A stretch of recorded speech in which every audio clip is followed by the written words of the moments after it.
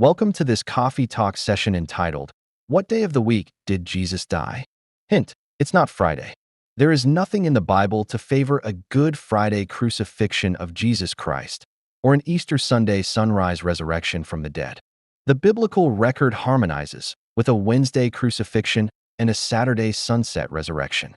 This thesis is based on the belief that Jesus was dead and in the grave for 3 full days and 3 full nights, and not some form of 3 partial days. In this coffee talk session, I make the case for a Wednesday crucifixion based on Christ's own words regarding the condition and duration of what is referred to by theologians as the sign of Jonah. So, let's dig into the words of Jesus as he refers to the sign of Jonah, found in Matthew 12 verses 39 to 40. But he answered and said to them, An evil and adulterous generation seeks after a sign, and no sign will be given to it except the sign of the prophet Jonah. For as Jonah was 3 days and 3 nights in the belly of the great fish, so will the Son of Man be 3 days and 3 nights in the heart of the earth. Jesus refers to Jonah in this passage. So, let's review what we know about the story of Jonah. First off, Jonah was thrown overboard by the sailors to calm the sea. It was determined that Jonah was the cause for the storm. Second, Jonah was swallowed, alive, by the great fish. Third, Jonah was alive, in the belly of the great fish, for 3 days and 3 nights. Notice the condition, Jonah is alive, and the duration, 3 days and 3 nights. However, not so fast.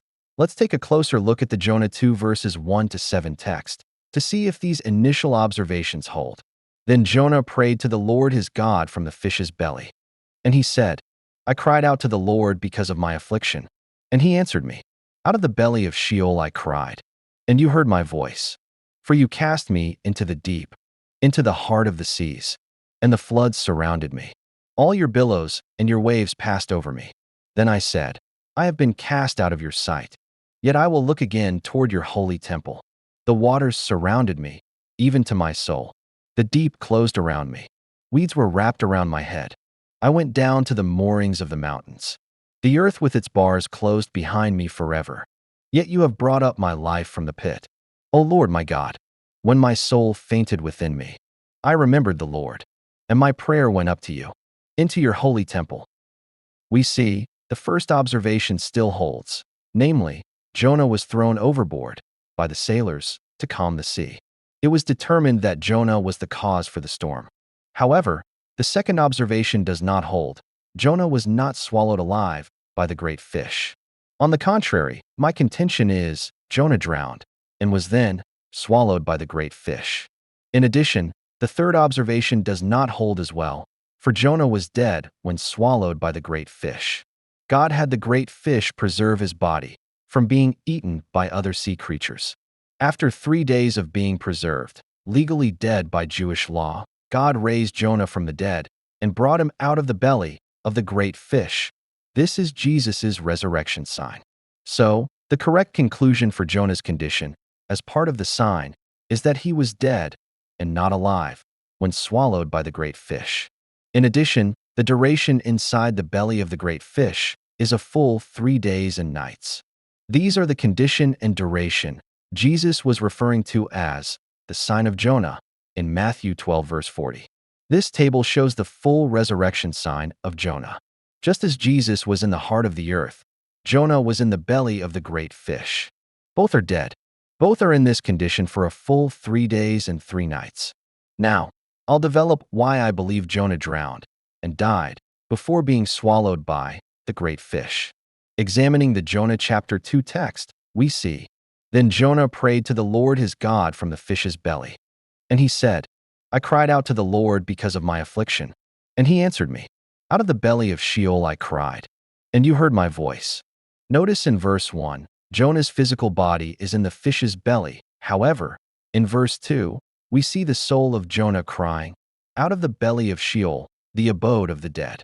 Notice, verse 5 is replete with drowning imagery. The waters surrounded me, even to my soul. The deep closed around me. Weeds were wrapped around my head. The waters surrounded Jonah, even to his very soul. The deep closed around him. Weeds are wrapped around his head. Make no mistake, Jonah is not just drowning, but from the past tense construction of the phrases, Jonah has already drowned, and his body is at the bottom of the sea. Now notice, in verse 6a, death imagery is presented. I went down to the moorings of the mountains. The earth with its bars closed behind me forever. Jonah went down to the moorings of the mountains, that is, the underworld. Earth's bars closed behind him. Jonah is now in Sheol. Then, we get the resurrection imagery in verse 6b. Yet you have brought up my life from the pit. O Lord my God. From the very pit, Jonah is resurrected, brought back to life. This is the sign of the resurrection Jesus was describing in Matthew 12 verses 39 to 40.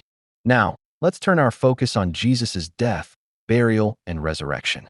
This figure shows Jesus dying on the cross, and approximately 3 hours later, put in the tomb, or the heart of the earth. Now, 72 hours later, Jesus is raised from the dead. Note, according to Jewish law, a person must be dead for at least 3 full days or 72 hours to be declared legally dead. As this figure shows, our celebrated dates for Easter do not match the sign of Jonah mentioned by Christ. In particular, a Good Friday burial with an Easter Sunday morning resurrection allows for only 1 full day and 2 full nights, while the sign of Jonah requires 3 full days and 3 full nights. So just what day was Jesus crucified? The answer lies in an understanding of Sabbaths. The Bible teaches there were 2 Sabbaths, or days of rest, between the time when Jesus was placed in the tomb, the heart of the earth, and the moment he rose from the dead. The first Sabbath is the Feast of Unleavened Bread, or the Feast of the Sabbath. In the year that Jesus died, 30 AD, the first day of the Feast of Unleavened Bread began, sunset on Wednesday. Only 3 hours passed between the time Jesus died, 3 p.m., and the start of the feast, 6 p.m. Now, the second Sabbath, or weekly Sabbath, started on Friday, at sunset, 6 p.m. The Feast of Unleavened Bread ended at sunset on Thursday. After the feast ends, the women go to buy spices. See Mark 16 verse 1. After buying the burial spices, the women spend the rest of Friday preparing the spices. Then, the women rest on Saturday. See Luke 23 verse 56. Next, the women go to observe Jesus' tomb early on Sunday before sunrise. So, now that we have all the information we need, let's construct a day-by-day timeline of events. Tuesday, 6 p.m. Sunset, Passover begins. Jesus has Passover with his disciples. Gethsemane, Caiaphas trial, Pilate trial. Wednesday, 3 p.m. Jesus dies on the cross. 6 p.m.